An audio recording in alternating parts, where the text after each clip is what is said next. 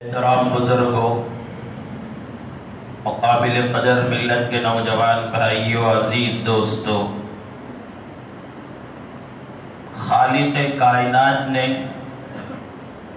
انسان کو کامل و مکمل بنانے کے لیے انسان کو دنیا میں مخلوق کا محبوب اور آخرت میں خالق کا پیارا اور محبوب بنانے کے لیے اور انسان کو دنیا اور آخرت میں کامیابی کے صف میں کھڑا کرنے کے لیے ہر طرح کا انتظام کیا ہے۔ انہی انتظامات میں سے علم کو حاصل کرنے کا حکم دینا۔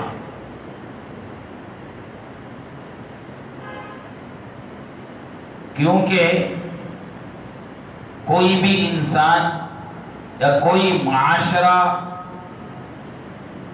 کوئی بھی سوسائٹی، کسی بھی مذہب کو ماننے والے یا کوئی بھی ملک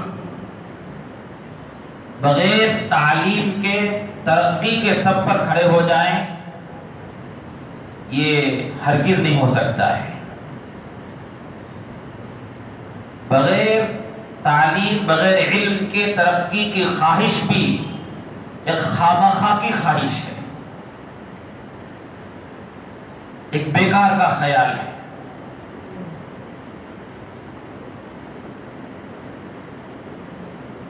اب تعلیم ایک تو یہ ہے جو کانوینٹ میں ہوتی ہے، اسکول میں ہوتی ہے، کالجز میں ہوتی ہے، اور ایک تعلیم ہے مکتب میں ہوتی ہے، مدارس میں ہوتی ہے، دارالعلوم میں ہوتی ہے۔ یا اس کو یوں سمجھیے، ایک تعلیم ہے جس سے جہاں پر علم حاصل کر کے انسان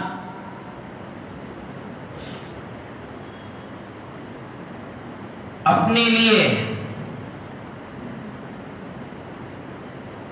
اچھی سی اچھی تنخواہ پانے والا بن سکتا ہے، اچھا تاجر بن سکتا ہے، اچھا ملازم بن سکتا ہے، اپنے لیے عزت، عظمت اور سیاست کے میدان میں مقام بنا سکتا ہے، اور دنیا کی کامیابی حاصل کرنے میں آگے بڑھ سکتا ہے۔ اور ایک جگہ ہے تعلیم حاصل کرنے کی، جہاں پر علم حاصل کر کے آدمی اپنے پیدا کرنے والے خالق کو پہچان سکتا ہے، اپنے پیدا کرنے والے خدا کا خوف، اس کی محبت اپنے دل میں لا سکتا ہے، نبی کی رسالت، پیغمبروں کی پیغمبری پر ایمان لا کر ان کی اطاعت کر سکتا ہے، اپنے والدین کی قدر و منزلت کو پہچان سکتا ہے، اپنے بہن بھائی رشتہ داروں کے حقوق کو پہچان سکتا ہے، شوہر بیوی کی عظمت کو، بیوی شوہر کی عظمت کو جان سکتی ہے، انسانوں کے لیے بے لوث خدمت کرنے کا جذبہ اپنے اندر پیدا کر سکتا ہے۔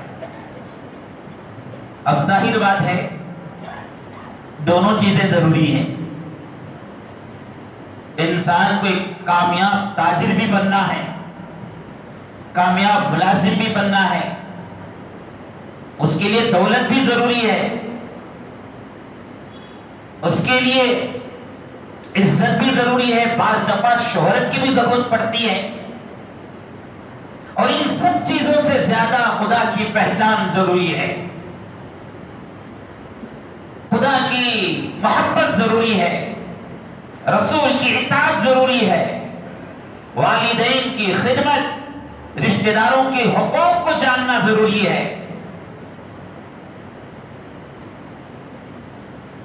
اگر کوئی ایسا بن جائے یا ایسی جگہ پر تعلیم حاصل کرے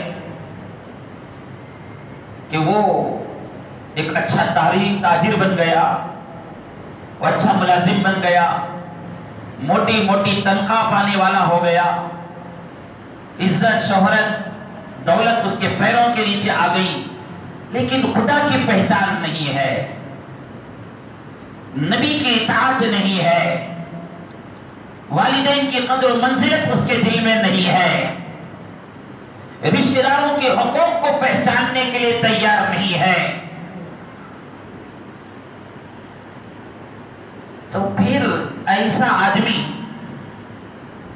ایک اچھا کھاتا پیتا جانور تو اسے کہا جا سکتا ہے، یا یہ کہا جا سکتا ہے کہ وہ پیسہ چھاپنے والی مشین بن گیا ہے، اور جو ایسا بن جائے انسان کی شکل میں کھاتا پیتا جانور بن گیا، یا انسان کی شکل میں پیسہ چھاپنے والی مشین بن گیا، اس کے اندر انسانیت نہیں، اس کے اندر ہمدردی نہیں، اس کے اندر خدا کی پہچان نہیں، اس کے اندر نبی کی اطاعت نہیں، اس کے اندر والدین کی عظمت نہیں، اس کے اندر رشتہ داروں کے حقوق کو پہچاننے کا جذبہ نہیں، تو پھر ایسا انسان جو اسے پڑھائے ہیں، جو اسے چنے ہیں، ان کے لیے بھی نفع بخش نہیں ہو سکتا، وہ اپنے بہنوں بھائیوں اور اپنے رشتہ داروں کے لیے بھی نفع بخش نہیں ہو سکتا، جب تک اسے یہ سمجھ میں آئے گا کہ مجھے میرے والدین سے فائدہ ہے، جب تک اسے یہ سمجھ میں آئے گا مجھے میرے بڑے بھائیوں میرے چھوٹے بھائیوں اور بہنوں سے فائدہ ہے، جب تک اسے سمجھ میں آئے گا کہ میرے رشتہ داروں سے مجھے فائدہ ہے، جب تک اسے یہ سمجھ میں آئے گا یہ سماجی خدمت کرنے سے مجھے فائدہ مل رہا ہے، عزت مل رہی ہے، شہرت مل رہی ہے، عہدہ مل رہا ہے، تب تک وہ کرے گا، اور جب اسے یہ سمجھ میں آئے کہ مجھے والدین سے کچھ بھی فائدہ نہیں ہو رہا ہے، تو وہ والدین کی خدمت اس کے لیے بوجھ ہو جائے گی، جب اسے سمجھ میں آ جائے میرے بہن بھائیوں اور رشتہ داروں کی خدمت سے مجھے کچھ بھی نہیں مل رہا ہے، تو ان کے اوپر 1 روپیہ بھی خرچ نہیں کرے گا، جب اسے سمجھ میں آ جائے کہ محلے والے، معاشرے والے، قوم کی خدمت کرنے سے مجھے عزت نہیں مل رہی ہے، شہرت نہیں مل رہی ہے، عہدہ نہیں مل رہا ہے، تو ایک قدم بھی آگے ان کے لیے نہیں چلائے گا، وہ تو پیسہ کمانے کی، وہ تو عزت حاصل کرنے کی، وہ تو شہرت حاصل کرنے کی مشین بنا ہوا ہے، وہ کسی کے لیے فائدہ مند نہیں ہوگا۔ اس کے برخلاف وہ علم جسے خدا کی پہچان ہوتی ہے، جس سے خدا کی پہچان حاصل ہوتی ہے، وہ علم جس سے نبی کی اطاعت کا جذبہ پیدا ہوتا ہے، وہ علم جس سے والدین، رشتہ داروں، بیوی بچوں کے حقوق کی پہچان حاصل ہوتی ہے، وہ علم جس سے سماجی خدمت کرنے سے کا جذبہ دل میں پیدا کرتی ہے، وہ علم جو سماجی خدمت پیدا کرنے کا جذبہ پیدا کرتا ہے، تو پھر اس آدمی کا حال یہ ہوگا کہ اسے والدین کی خدمت کرنے سے فائدہ ہے یا نہیں ہے، یا والدین پراپرٹیاں والے ہیں، جائیداد والے ہیں یا نہیں ہے، اس سے کوئی فرق نہیں پڑے گا، کیونکہ اس کی نظر میں بات ہے کہ میرے ماں باپ کو میں خدمت کروں گا، میرے ماں باپ کی میں راضی کروں گا تو میرا رب مجھ سے راضی ہوگا،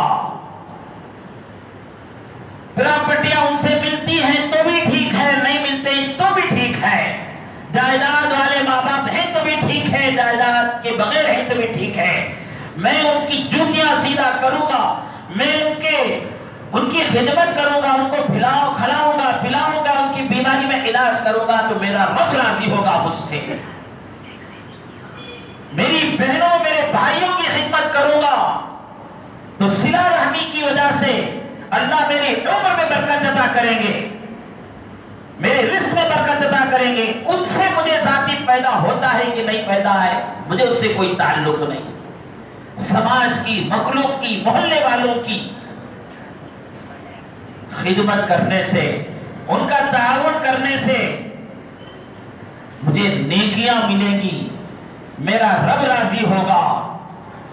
جب ان کو یہ بات، کوئی علم ان کو اس بات کی طرف لے جاتا ہے تو وہ یہ نہیں سوچے گا کہ سماجی خدمت کرنے سے مجھے کیا ملا، محلے والوں کی خدمت کرنے سے مجھے کیا عہدہ ملا، یہ وہ نہیں سوچے گا. تو بہرحال علم کون سا بھی ہے انسان کو دنیا میں نفع پہنچانے والا ہے یا دنیا میں آخرت میں دونوں جگہ نفع پہنچانے والا ہے. اب ہم سوچنا چاہیے کہ ہم کون سا علم حاصل کر رہے ہیں، یا ہم کو یہ سوچنا چاہیے کہ ہماری اولاد کو ہم کون سا علم حاصل کرا رہے ہیں. کیا صرف پیسہ کمانے کی مشین بنا رہے ہیں، عزت اور عہدہ حاصل کرنے کی مشین بنا رہے ہیں، ویسی جگہوں میں تعلیم دلا رہے ہیں، یا ہم یہ سوچنا ہے کہ ہم جو بچے کو پڑھا رہے ہیں وہ دنیا بھی کمائے گا، وہ پیسہ بھی کمائے گا، وہ عزت بھی کمائے گا، وہ عہدہ بھی حاصل کرے گا اور خدا کی پہچان بھی حاصل کرے گا، والدین اور رشتہ داروں کی عظمت بھی جانے گا، ان کی خدمت بھی کرے گا. کون سا علم حاصل کرا رہے ہیں؟ ذرا ہم سوچ لیں، ذرا اس کی طرف توجہ دے لیں.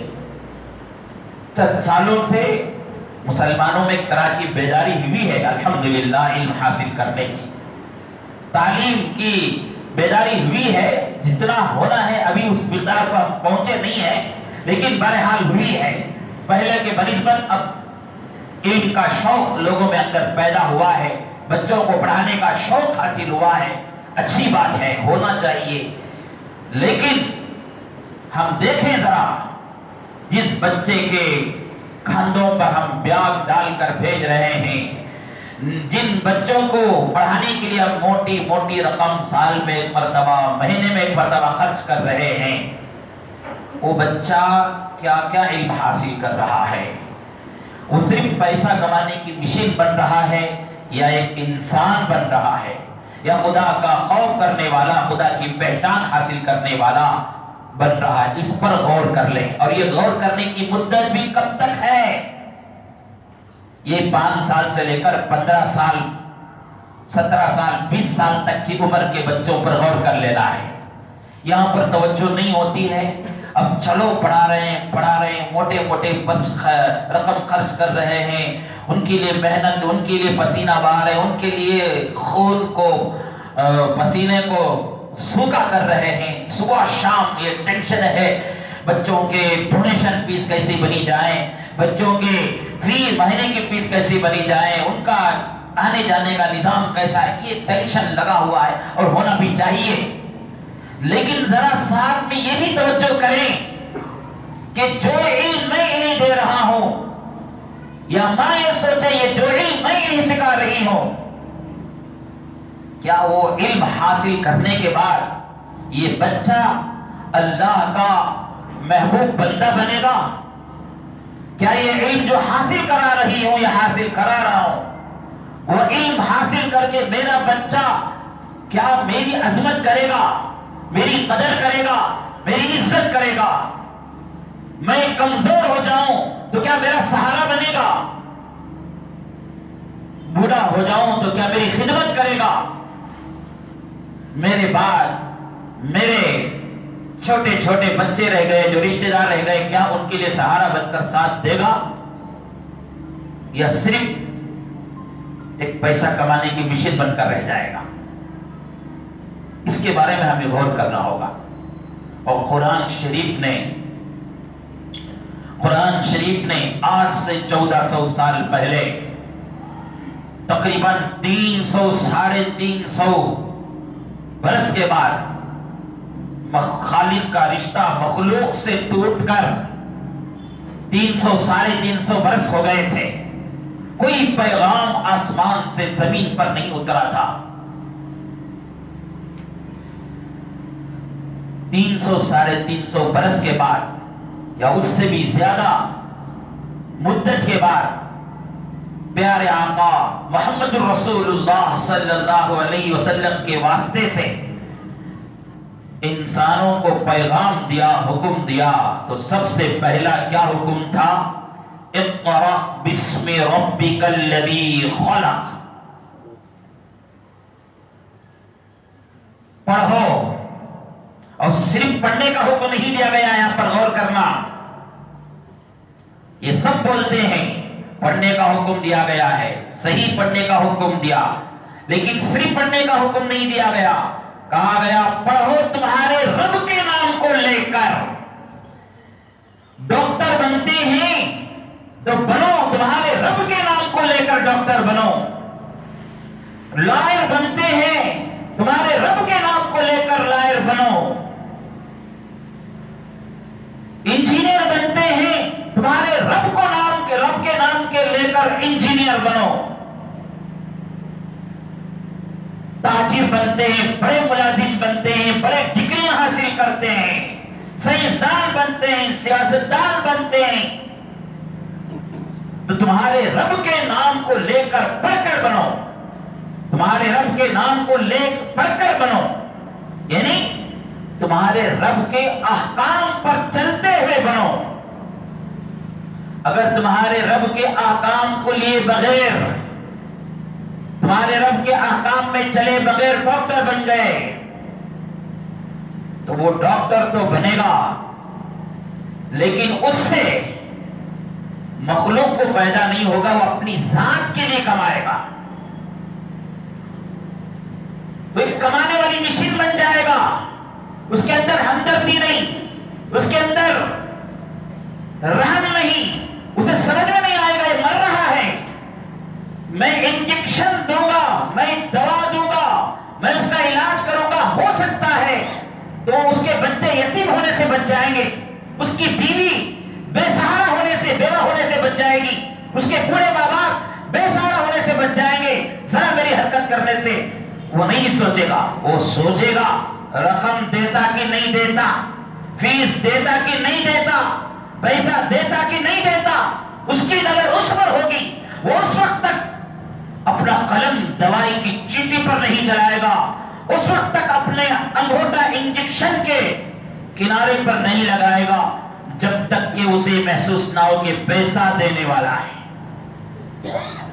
اب اسے محسوس ہو پیسہ نہیں دے گا تو وہ اس بات کو گوارا کر لے گا، یہ نوجوان اس کے بچے یتیم ہو رہے ہیں ہونے دو، بیوی بیوہ ہو رہی ہونے دو، بوڑھے ماں باپ بے سہارا ہو رہے ہونے دو، اس سے کچھ نہیں فرق پڑے گا، اس سے کہے گا تو پہلے فیس بنو گئے گا، ہمدردی نہیں ہوگی، رحم دلی نہیں ہوگی۔ اس لیے اللہ رب العالمین نے کہا اقرأ باسم ربک الذی خلق، تمہارے رب کے نام کو لے کر پڑھو، تمہارا رب تمہیں رحم کرنا سکھاتا ہے، تمہارا رب ہمدردی سکھاتا ہے، تمہارا رب تمہارے اندر انسانیت کو سکھاتا ہے، وہ سیکھ کر ڈاکٹر بنو، وہ سیکھ کر لاہر بنو، وہ سیکھ کر انجینئر بنو، وہ سیکھ کر بڑے سے تاجر بنو، تمہارے لیے بھی فائدہ ہوگا، تمہاری قوم کے لیے بھی فائدہ ہوگا، تمہارے ملک کے لیے بھی فائدہ ہوگا۔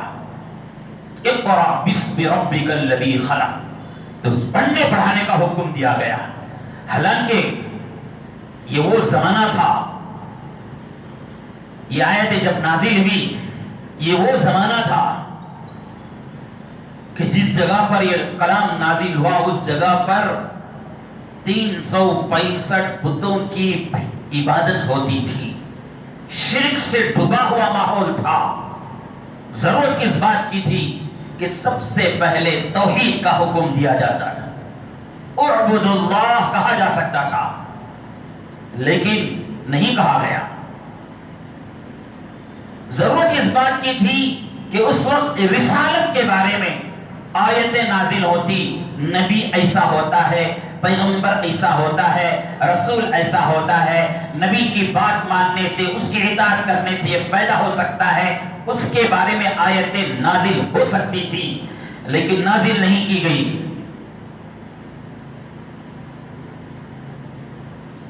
انسانی مساوات کے بارے میں آیتیں نازل ہو سکتی تھی، کیونکہ اس وقت ایسا تھا جس کے پاس پیسہ، جس کے پاس لاٹھی، اس کی بھینس کا مطلب تھا۔ ظلم و زیادتی تھی، ظلم و جور کا زمانہ تھا۔ طاقتور انسان کمزوروں کو اپنے غلام، اپنے باندیاں بنا کر رکھا تھا۔ انسانی حقوق پامال ہو رہے تھے، لیکن اس کے بارے میں بھی نازل نہیں کی گئی۔ والبعث بعد الموت، مرنے کے بعد دوبارہ زندہ ہونے، مرنے کے بعد دوبارہ خدا کے سامنے کھڑے ہو کر جواب دہی کے بارے میں آیتیں نازل ہو سکتی تھی، کیونکہ یہ اتنا ضروری ہے کہ جس انسان کے اندر اس بات کا احساس نہیں کہ مجھے ایک دن مرنا ہے، مرنے کے بعد میرے پیدا کرنے والے خدا کے سامنے مجھے کھڑے ہونا ہے اور ایک ایک پل کا مجھے جواب دینا ہے۔ میں کیسا کمایا، کہاں خرچ کیا، میری طاقت کیسے بنی، میری طاقت کو میں کیسے استعمال کیا، میں کیا کیا بولا، کیا کیا سنا، کیا کیا دیکھا، کیا کیا پکڑا، کہاں کا چلا، کیا کیا کھایا، کیا کیا پیا، میں نے کسی کسی بلندیوں تک پہنچایا اور کسی کسی بلندیوں سے نیچے تک اتارا۔ ان سب باتوں کا مجھے ایک دن جواب دینا ہے۔ جس کے اندر یہ خوف نہیں وہ ظالم بن جاتا ہے، وہ ناپ تول میں کمی کرتے ہوئے ڈرتا نہیں، وہ دھوکہ دیتے ہوئے خوف کھاتا نہیں، وہ وعدہ خلافی کرتے ہوئے ڈرتا نہیں، وہ لوگوں کا مال قرض کے طور پر لے کر واپس دینے کا خیال نہیں کرتا۔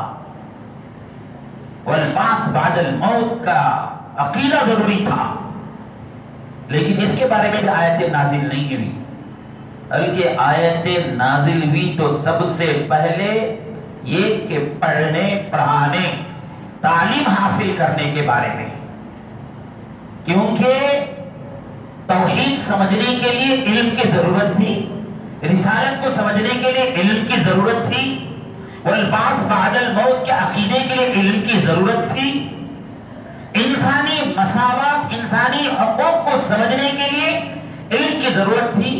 اس لیے سب سے پہلے پڑھنے پڑھانے کا حکم دیا گیا۔ میں پھر کہوں گا، صرف پڑھنے پڑھانے کے لیے نہیں کہا گیا، صرف تعلیم حاصل کرنے کے لیے نہیں کہا گیا، بلکہ کہا گیا اقرأ باسم ربک الذی خلق، تمہارے رب کے نام کو لے کر پڑھنا سیکھو، تمہارے رب کے نام کو لے کر تعلیم حاصل کرنا سیکھو، پھر تم ایک اچھے انسان بنو گے۔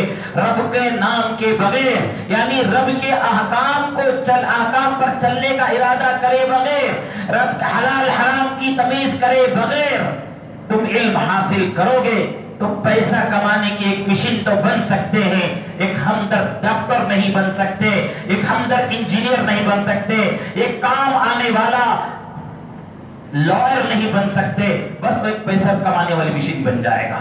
اس لیے کہا گیا تمہارے رب کے نام کو لے کر پڑھو۔ ادھر سرکار دو جہاں محمد الرسول اللہ صلی اللہ علیہ وسلم کی سیرت کو دیکھو، آپ کا حال کیا تھا؟ مکہ المکرمہ میں تھے، 13 سال کی زندگی سب کو معلوم ہے، بڑی تکلیفوں والی زندگی تھی، بڑی قربانی والی زندگی تھی، اور تو اور عبادت بھی کھلم کھلا کرنے کی اجازت نہیں تھی، چھپ چھپ کر نماز پڑھنا پڑتا تھا۔ اس کے باوجود سرکار دو جہاں محمد الرسول اللہ صلی اللہ علیہ وسلم اسلام کے پہلے دن سے، وہی نازل ہونے کے پہلے دن سے مکہ المکرمہ میں ایک گھر متعین کر دیا تھا باب ارقم کے نام سے۔ وہاں پر پڑھنے پڑھانے کا، رب کے نام کو لے کر سیکھنے کا، رب کے نام کو لے کر سکھانے کا سلسلہ جاری تھا۔ مکہ چھوڑ کر مدینہ ہجرت کر کے گئے، مدینہ ہجرت کر کے گئے، بے سر و سامانی کی حالت میں گئے تھے۔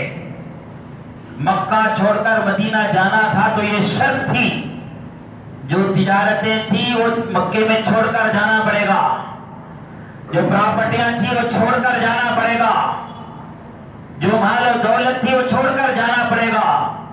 ایمان والوں کا حال یہ تھا، ایمان کی حفاظت کے لیے اپنی پراپرٹیاں، اپنی دولت، اپنی جائیداد، اپنی تجارتیں سب کچھ چھوڑ کر اپنی ایمان کی حفاظت کرنے کے لیے مکہ چھوڑ کر مدینہ جا رہے تھے۔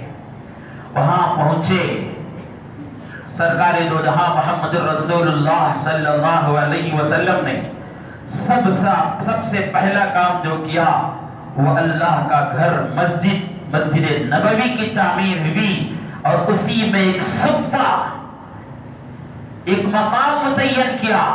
یہ وہ مقام ہے جہاں پر بیٹھ کر پڑھنے پڑھانے کا کام ہوگا، یہاں پر تعلیم و تربیت کا کام ہوگا۔ آج بھی مدینہ جانے والے دیکھ کر آئے ہوں گے، اس مقام کو ذرا بلند ہی رکھا گیا ہے، مقام صفہ کے نام سے۔ سرکار دو جہاں محمد رسول اللہ صلی اللہ علیہ وسلم کے زمانے کی تعلیم گاہ، رسول اللہ صلی اللہ علیہ وسلم کے زمانے کی درسگاہ، رسول اللہ صلی اللہ علیہ وسلم کا دارالعلوم، رسول اللہ صلی اللہ علیہ وسلم کی یونیورسٹی، رسول اللہ صلی اللہ علیہ وسلم کے زمانے کا علم حاصل کرنے کا مقام تھا، وہ آج بھی موجود ہے۔ اس سے آگے بڑھ کر دیکھو، حق و باطل کی سب سے پہلے جنگ بدر ہوئی۔ جنگ بدر میں اللہ کا کرنا ہوا، اللہ کی مدد نازل ہوئی، تو مسلمانوں کو فتح حاصل، کامیابی حاصل ہوئی۔ 313 کے بنسبت 3 گنا زیادہ فوج تھی اور ہتھیارات سے لیس تھی۔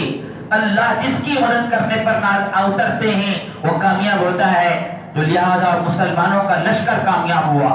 اس زمانے کے قانون کے مطابق، اس زمانے کا قانون یہ تھا، فتح پانے والی قوم، فتح پانے والا لشکر شکست کھانے والے لشکر کے مردوں کو غلام بنا لیتے، ان کے بیٹیوں اور بہنوں کو جو وہاں پر شریک ہوئے تھے ان کو اپنی باندیاں بنا لیتے تھے۔ اب ان کو آزاد ہونا ہے تو ان کو موٹی موٹی رقم ادا کر کے آزاد ہونا پڑتا تھا، نہیں تو زندگی پر غلام بن کر زندگی گزارنا پڑتا تھا۔ یہ اس زمانے کا قانون تھا، ساری دنیا میں یہ چلتا تھا۔ تو ایسا ہوا، تقریباً 70 کفار قید ہو کر آئے، سب کے سب غلام بن گئے۔ رسول اللہ صلی اللہ علیہ وسلم نے رہتی دنیا تک کے لیے ایک فیصلہ کیا کہ ان کافر غلاموں سے کہا گیا، تم میں سے جو پڑھا لکھا ہے، تم میں سے جو پڑھا لکھا ہے، اگر وہ اپنی آزادی چاہتا ہے تو اس کے ذمہ ضروری ہے کہ مسلمانوں میں سے جو ان پڑھ ہیں ان میں سے 10 آدمیوں کو پڑھنا لکھنا سکھا دے اور اپنے آزادی کا پروانہ لے کر جائے۔ حالانکہ وہ زمانہ ایسا تھا، مسلمانوں کے پاس مال و دولت کی کمی، تجارت نہیں تھی، کھانے پینے کے سامان نہیں تھے، یہاں تک کہ رسول اللہ صلی اللہ علیہ وسلم نے مدینے کے مسلمانوں کو مکے کے مسلمانوں سے بھائی بھائی بنا کر ان کی تجارتوں کا حصے دار، ان کی جائیداد کا حصے دار، ان کے گھروں کے حصے دار بنا دیا تھا۔ یہ حال تھا اس وقت۔ چاہتے تو وہ 70 بڑے بڑے کفار جو شریک ہو کر آئے تھے، قید ہو کر آئے تھے، ان سے بڑی بڑی رقم لے کر اپنے گھروں کا کچھ نظام بناتے تھے، اپنے پیٹ کا کچھ نظام بنایا جا سکتا تھا۔ لیکن رسول اللہ صلی اللہ علیہ وسلم نے فیصلہ کیا، نہیں، بلکہ تم میں سے جو پڑھا لکھا ہے وہ ہمارے مسلمانوں میں سے 10 ان پڑھوں کو پڑھنا لکھنا سکھا دے، اور جس دن ہمارے 10 ان پڑھ پڑھنا لکھنا سیکھ گئے اس دن تم آزاد۔ میرے عزیز بزرگوں، ہم کو یہ تعلیم دی گئی ہے کہ 3 خود کی جگہ میں 2 خود کا کھائیں، یہ خود کا کھانا بچا کر اس کھانے میں اپنے بچوں کو تعلیم یافتہ بنائیں.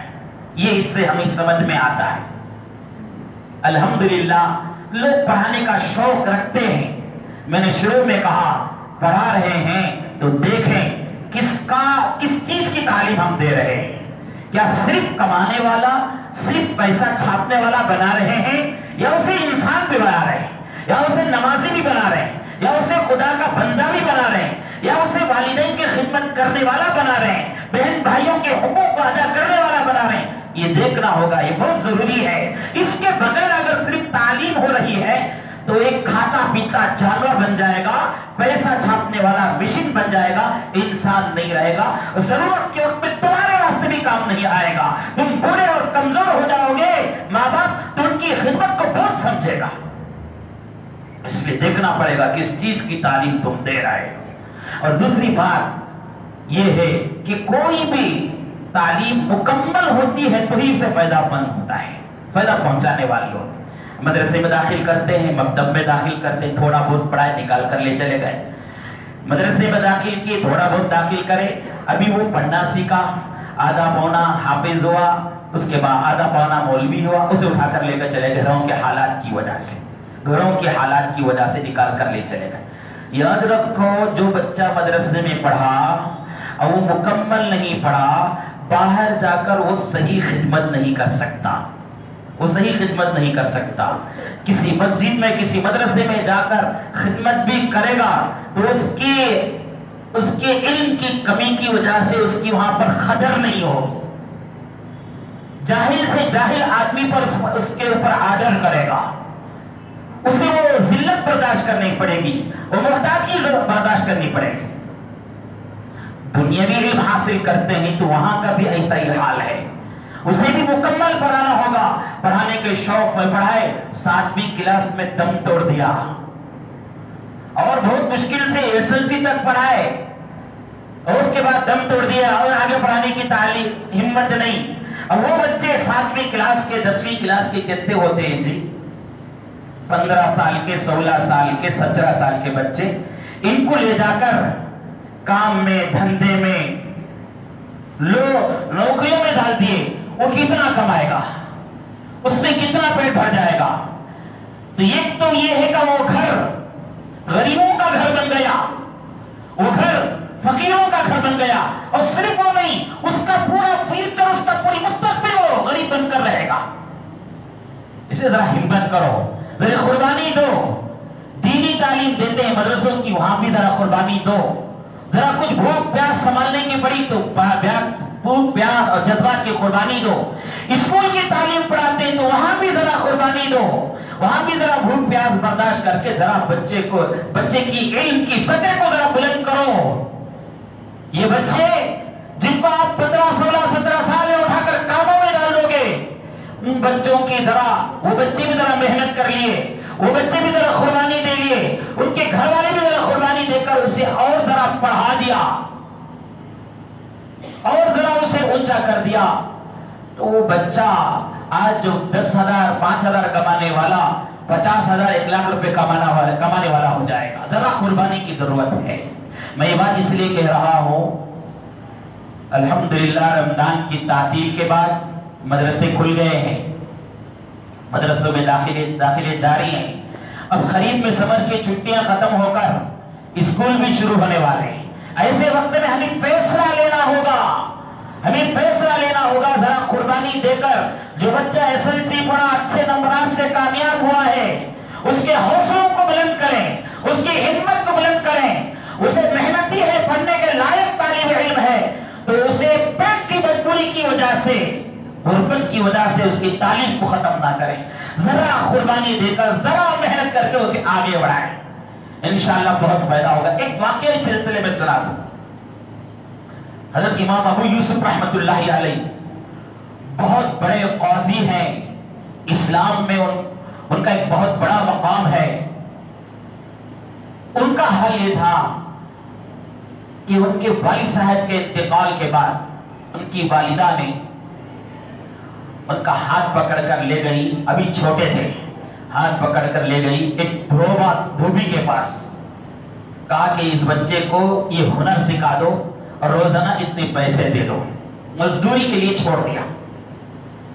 امام ابو یوسف رحمۃ اللہ علیہ کا نام یعقوب ہے اصل میں، بعد میں چل کر امام ابو یوسف ہوا۔ وہ اپنے گھر سے نکلتے راستے میں سیدنا امام ابو حنیفہ رحمۃ اللہ علیہ کا مدرسہ پڑھتا تھا، آپ کا درس لگتا تھا، آپ کی درسگاہ لگتی تھی وہاں پر۔ تو گزرتے گزرتے دیکھا کہ یہاں پر عجیب و غریب کام ہو رہا ہے، تو ایک دن بیٹھ گئے شوق سے اور سننے لگے، بہت اچھا لگا۔ اور استاد بھی جو ہے اپنے پڑھنے والے بچوں کو پڑھاتے پڑھاتے دیکھتا ہے یہ کیسا سن رہا ہے، کیسا سمجھ رہا ہے، اس کے اندر کیا صلاحیتیں یہ سمجھتا ہے وہ، اور وہی کامیاب استاد ہے۔ اور صرف ذمہ داری ادا کر کے چلے جانا، آگے بیٹھے وقت گزار کر چلے جانا، یہ کامیاب نہیں ہو سکتا ہے۔ کامیاب استاد وہ ہے جو اندر کی بات کو سمجھے، کہ وہ طالب علم حضرت امام یوسف بیٹھے تھے، ان کو سمجھ گئے۔ درس ختم ہونے کے بعد ان کو بلائے، بیٹا کیا بات ہے، آج آپ نے نیا میں تم کو دیکھا ہوں۔ ابو یوسف رحمۃ اللہ علیہ نے کہا کہ حضرت بات اصل یہ ہے کہ میرے والد صاحب کی وفات کے بعد میری والدہ جو ہے مجھے ایک دھوبی کا یہاں کام کرنے مزدوری کے لیے چھوڑ دیا ہے۔ میں آج گزر رہا تھا کہ آپ کے درسگاہ میں بیٹھا تو مجھے اچھا لگا، تو حضرت نے پوچھا کیا پڑھنا چاہتے ہو؟ کہا کہ ضرور پڑھنا چاہتا ہوں۔ تو کام کرو، اس مزدوری کو چھوڑ دو، گھر کی حالت بہت خراب ہے، گھر نہیں سنبھالا جا سکتا، کھانے پینے کی تکلیف ہے۔ کبھی کبھی باپ کے انتقال کے بعد ایسے حالات ہوتے ہیں، کبھی کبھی باپ زندہ ہے، بے روزگار ہے یا بیمار ہے، تو بھی ایسے حالات پیدا ہو جائیں، ذرا سنو۔ تو حضرت نے کہا چلو تمہیں کتنا کماتے ہیں روزانہ؟ اتنا مجھے مزدوری دی جاتی ہے، میں اتنی مزدوری تمہیں دے دیتا ہوں، روزانہ تم پڑھ کر چلے جانا۔ کیسے استاد تھے، کیسے ذمہ دار تھے مذہب اسلام کے۔ آج ہمارے لاکھوں کے پیسے بہت سی جگہ پر خرچ ہو جاتے ہیں۔ کیا اچھا ہوگا کہ وہ طالب علم جو SSLC میں اچھا نمبر کامیابی حاصل کیا لیکن آگے پڑھنے کے لیے اسے صلاحیت نہیں ہے، طاقت نہیں ہے، تو اس کی وجہ سے اس کے گھر والے اسے تعلیم سے محروم کرتے ہیں، تو کیا اچھا ہوگا امت کے کروڑ پتی، امت کے لکھ پتی ایسے بچے کو تلاش کریں۔ تمہارے تعلیم کا خرچہ کتنا آتا ہے جی؟ تمہارے گھر اگر تم مزدوری کرے گے تو کتنا، 10,000 15,000 روپے میں تمہیں دے سکتا ہوں، تم تعلیم آگے جاری رکھو، تمہارے گھر کے لیے یہ خرچہ دے دو، یہ خرچہ جو ہے تمہارے تعلیم کے لیے رکھ لو، یہ تمہارے گھر کے لیے دے دو، بول کے دے دے گا، وہ آگے بڑھے گا، تو اس مالدار پر قسم خدا کی اللہ کی طرف سے اس کی دولتوں پر رحمت نازل ہوگی اور برکت نازل ہوگی۔ ہم یہاں کرنے کے لیے تیار نہیں ہوتے، ہم یہاں پر پیسہ خرچ کرنے کے لیے تیار نہیں ہوتے۔ ہمارا حال تو یہ ہے، ایک رات میں 10 لاکھ روپے 10 لاکھ روپے شادی محل کا کرایہ جھوٹی شان ظاہر کرنے کے لیے وہاں پر ہم خرچ کر سکتے ہیں۔ ایک دعوت میں 4 لاکھ 5 لاکھ روپیہ 1000 آدمیوں کی ولیمے کی دعوت میں ہم خرچ کر سکتے ہیں۔ اس طرح ہمارے اندر سوچ نہیں بنتی ہے کہ یہ پیسہ ہمارے امت کے بچے جو ان پڑھ ہیں ان کو پڑھا کر خرچ کر لیں گے، خیال نہیں بنتا۔ میرے عزیز و بزرگوں، سیدنا امام ابو حنیفہ رحمۃ اللہ علیہ بہت بڑے تاجر تھے اور بہت بڑے امام بھی تھے، بہت بڑے عالم بھی تھے، علم کے ذریعہ فائدہ پہنچایا، مال تھا تو ایک بچے کی کفالت کی ذمہ داری لے لی، ایک بچے کی کفالت کی ذمہ داری صرف پڑھانے کی نہیں بلکہ اس کے گھر کے خرچے کی بھی ذمہ داری سنبھالی۔ امام ابو یوسف رحمۃ اللہ علیہ اس کے لیے تیار ہو گئے۔ روزانہ یہی ہوتا تھا، جاتے صبح سے شام تک پڑھتے، شام میں ماں کو جا کر مزدوری دے دیتے۔ ایک دن ماں نے پوچھا بیٹا یہ ہنر کتنا تمہارے اندر آیا ہے؟ دھوبی کپڑے دھونے کا ہنر تمہارے اندر، استری کا ہنر کتنا آیا ہے، ذرا مجھے دکھاؤ۔ امام یوسف رحمۃ اللہ علیہ دکھائے تو کچھ بھی نہیں ہے، زیرو ہے۔ تو بڑی تشویش ہوئی، اتنے دن سے جا رہا ہے کچھ بھی سیکھا نہیں۔ ہاتھ پکڑ کے لے کر گئی ماں اس دھوبی کے پاس، کیا بات ہے میرا بچہ تمہارے پاس آیا، کچھ ہنر سیکھا ہی نہیں ہے۔ اس دھوبی نے کہا کہ اماں جان یہ بچہ تو تمہارا آتا ہی نہیں ہے، ایک دن بھی نہیں آیا، جس دن تم چھوڑ کر گئے اس کے بعد سے کبھی آیا ہی نہیں، میں کہاں سے ہنر سکھاؤں؟ تو ماں نے جب ڈانٹ کر پوچھا تو بچے نے کہنے لگا، کہا کہ اماں جان بات یہ ہے کہ محلے میں ایک حضرت ہیں، اللہ نے ان کو علم بھی دیا ہے، اللہ نے ان کو دولت بھی دی ہے، انہوں نے مجھے پڑھانے کے لیے پڑھنے کے لیے کہا اور روزانہ جو ہے پیسہ دے دیتے، میں آپ کو دے دیتا ہوں. تو غصے میں آ گئی، یہ تو کیا ہوا، یہ تو وقتی طور پر تمہارا کام ہو، کوئی ہنر نہیں سکھا تو مستقبل میں کیسا جیے گا، اس کی وہ سوچ تھی. وہ ماں نے ہاتھ پکڑ امام ابو یوسف رحمۃ اللہ علیہ کو امام ابو حنیفہ کی خدمت میں لائی اور کہنے لگی ہے حضرت کیا کر دیا تم نے میرے بچے کو، ایک مزدور بنا کے چھوڑ دیا، کوئی ہنر نہیں ہے اس کے پاس. تو حضرت نے کہا اما جان تم جو ہے اس بچے کو ہمارے حوالے کر دو، تم جہاں تک اس کے مستقبل کے کمانے کی فکر کرتے ہیں، ہم ایسا علم سے سکھا رہے ہیں اگر وہ سیکھ لے گا تو کھانا گوشت تو دور کی بات ہے، تمنا پالنا تو دور کی بات ہے، ان کا حال یہ ہوگا وہ پستے کا حلوہ کھائے گا اور سارے اللہ کے بندوں کو کامیاب بنائے گا. ویسا ہنر میں اسے سکھا رہا. بات آئی گئی، امام ابو یوسف رحمۃ اللہ علیہ دامن تھامے رہے، مشکلات کا سامنا کرتے رہے، غربت کا سامنا کرتے رہے، ماں کی سکسیاں دیکھتے رہے، ماں کی تکلیف کو دیکھتے رہے اور خود بھی تکلیف اٹھاتے رہے، پڑھتے رہے یہاں تک کہ کامیاب ہوئے. یہاں تک کہ ایک دن وقت کے بادشاہ ہارون رشید کو ملک کا جسٹس منتخب کرنے کی بات آئی. ملک کے جسٹس، سارے ملک کا قاضی طے کرنے کی بات آئی. تو مشورہ کرنے کے لیے امام ابو حنیفہ رحمۃ اللہ علیہ کے پاس آئے. امام ابو حنیفہ رحمۃ اللہ علیہ سے کہا حضرت آپ تو یہ عہدہ لیتے نہیں، آپ تو یہ قاضی القضات کا عہدہ لیتے نہیں، ہم کو ایک چیف جسٹس کی ضرورت ہے، آپ کسی کو منتخب فرما دیں، آپ جسے منتخب کریں گے ہم طے کر لیں گے. حضرت نے انگلی اٹھا کر کہا کہ یہ میرا شاگرد امام ابو یوسف ہے، یہ میرا شاگرد یوسف ہے، اسے لے جاؤ ملک کا جسٹس بنا دو، سنبھال لے گا سارے ملک کو. سنبھال لیا ہارون رشید نے. ایک دن امام یوسف رحمۃ اللہ علیہ جسٹس کے قاضی کے عہدے پر فائز ہو گئے. ایک دن شروع دن میں قاضی قضات کے پاس ہارون رشید بیٹھے ہوئے تھے. ان کے پاس ایک پیالہ لایا گیا اور حلوے سے بھرا ہوا تھا. امام ابو یوسف رحمۃ اللہ علیہ کی خدمت میں خادم نے پیش کیا تو حضرت پوچھنا یہ کیا ہے؟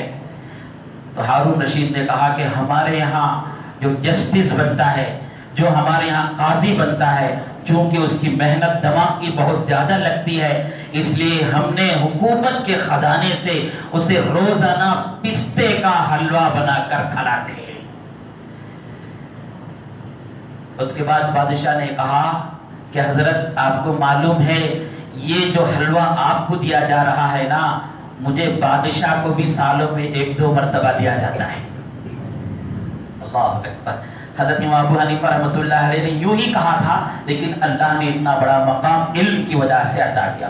میرے عزیز و بزرگوں، آج ضرورت اس بات کی ہے کہ ہم بھی کچھ قربانیاں دیں، ہمارے بچوں کو پڑھائیں، مکتب میں پڑھائیں، مدرسے میں پڑھائیں، کانوینٹ میں پڑھائیں، کالجز میں پڑھائیں، اسکول میں پڑھائیں، لیکن ذریعہ قربانی دیکھنی ہوگی. اور یہ بات دیکھنی ضروری ہوگی کہ ہم جو پڑھا رہے ہیں وہ پڑھنے کے بعد میرا بچہ خدا کا کیسا بندہ بنے گا. ہم جو پڑھا رہے ہیں اس پڑھنے کے بعد بچہ میرے لیے، میرے خاندان کے لیے کتنا ہمدرد ثابت ہوگا، یہ دیکھنا ہوگا.